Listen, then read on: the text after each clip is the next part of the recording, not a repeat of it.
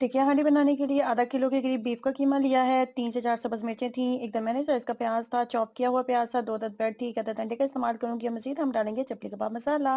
तमाम चीज़ें डालेंगे चॉपर में अच्छे से कर लेंगे अच्छे से पीस लेंगे। चपली कबाब मसाले की मिकदार मैंने 3 खाने की चम्मच रखी थी।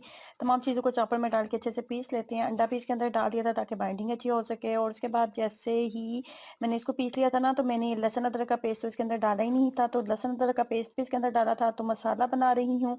दरमियाने साइज़ का प्याज़ लेंगे, लहसुन अदरक का पेस्ट डालेंगे, 3 अदद दरमियाने साइज़ के टमाटर लिए थे, छिलके उतार के चॉप कर लिया था और उसके बाद मसाले आप देख लें, 1 बड़ा खाने का चम्मच डाला था मैंने चपली कबाब मसाला, 1 बड़ा खाने का चम्मच चपली कबाब मसाला, नमक डाला था और चिली फ्लेक्स डाला था।